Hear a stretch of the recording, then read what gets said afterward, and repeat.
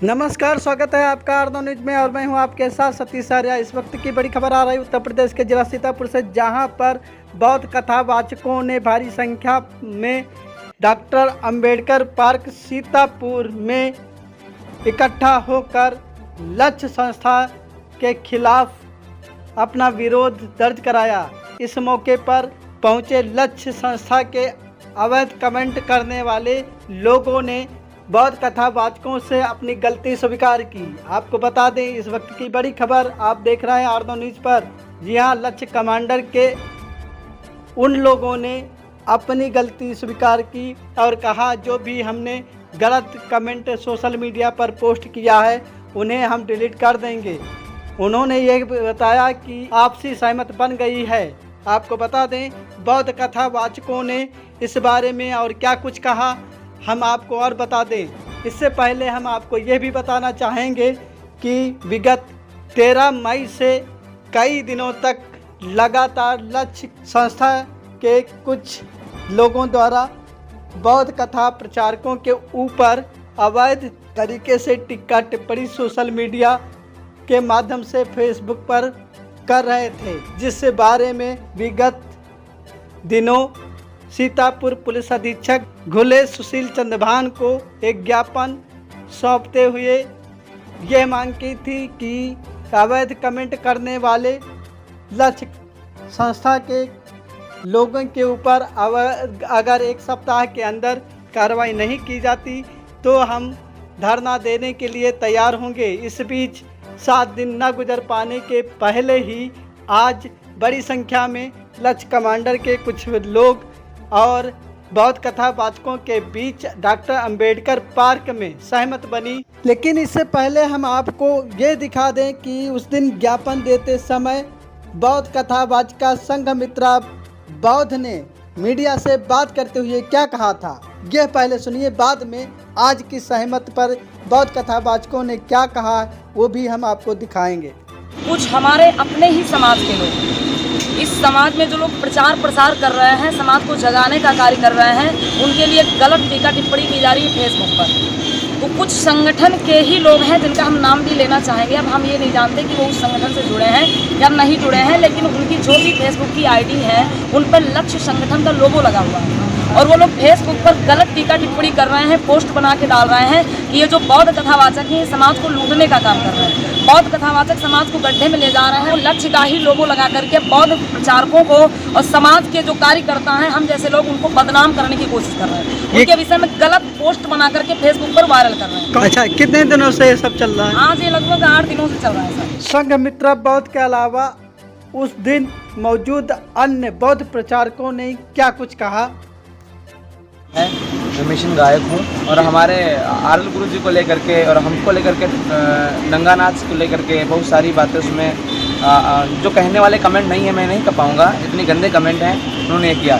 सार्वजनिक बौद्ध कथावाचकों के लिए ये कमेंट हो रहे हैं, ये मैं उसके बारे में आप चाहूँगा। ये जो कमेंट हो रहे हैं सभी कथावाचकों के लिए हो रहे हैं जो बोल देता है और ये जो भी उस पर टिप्पणी कर देता है, जैसे हम सुरजीत है मेरा एक तरीके से नाती है रिश्ते में, जो भी कमेंट कर देता है इस पोस्ट पे वो उनका दुश्मन हो जाता है, उसको टारगेट कर लेते हैं। सुरजीत जी, आप क्या कहना चाहेंगे इस पर?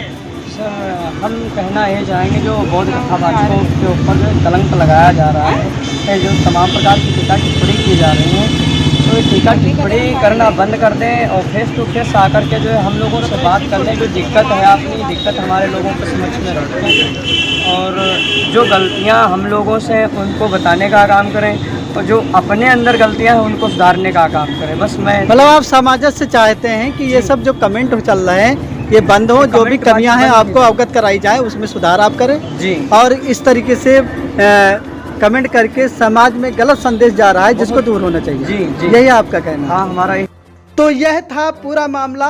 अब हम आपको यह सुनाते हैं कि लक्ष्य संस्था के लोगों और बौद्ध कथा प्रचारकों के द्वारा आज अंबेडकर पार्क सीतापुर में क्या सहमति बनी, क्या आपसी मतभेद दूर हुए और क्या कुछ कहा बौद्ध कथावाचकों ने। लोग अवैध कमेंट कर रहे थे, क्या निर्णय निकला? आज सबसे पहले तो आपको और यहाँ पर जितने लोग भाई हमारे उपस्थित सभी को बहुत बहुत साधुवाद आभार व्यक्त करते हैं कि सभी लोग जो है इस मिशन में और हमारे लिए या मिशन के लिए समाज के लिए यहाँ पर एकत्रित हुए। आज सभी लोग एकत्रित इसलिए हुए कि जो अफवाहें फैलाई जा रही थी, अभद्रता की जा रही थी, उनके खिलाफ हम उस दिन थे और आज भी हैं और हमेशा रहेंगे। तो लोगों से हमने उस दिन भी कहा था कि अगर हमारी गलती हो रही है, हमसे गलती हो रही है, हम गलती कर रहे हैं, तो आप आकर के हमें सलाह दे सकते। आज आए, क्या हुआ? आज आए, सभी लोगों को कहने लगे कि अगर मैंने अभद्रता की है तो जितनी भी मैंने गंदी पोस्टें की है, मैंने जो गलत पोस्टें डाली हैं, सारी पोस्टें हम डिलीट कर देंगे। आने वाले समय में हम ऐसी गलती नहीं करेंगे। अमित जी बताइए कि आज सहमत पर आप सहमत हैं जो भी बात हुई है उन लोगों से? हाँ सर, हम लोग आज की बात से सहमत हैं और उनके हिसाब से उन लोगों ने तो कह दिया है कि अब आज के बाद कोई हम गलत अभद्र टिप्पणी आप लोगों पर नहीं करेंगे और हमारा आपका कोई विवाद नहीं रहा।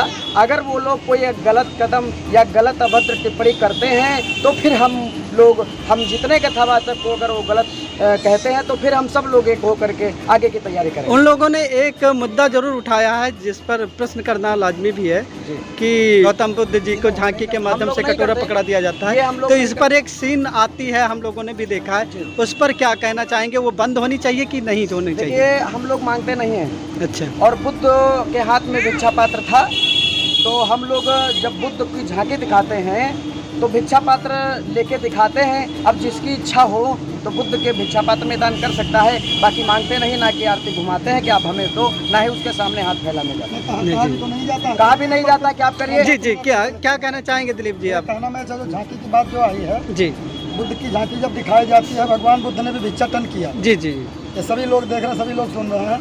बुद्ध वंदना के समय में जब लोग दिखाते झांकी तो मैं मंच से ये बोला जाता कि आप सभी लोग श्रद्धा सुमन अर्पण करें। जी, श्रद्धा सुमन यानी पुष्प अर्पित चरणों में करने के बाद दूसरी बात है कि आप लोग कहते हैं कि उनके पैर छूने की बात, मैं इसका भी विरोध करता हूँ, पैर छूने के भी इनकार करता हूँ जी, कि पैर ना छुएं। आप लोग आएँ और भगवान बुद्ध के चरणों में श्रद्धा सुमन अर्पण करें।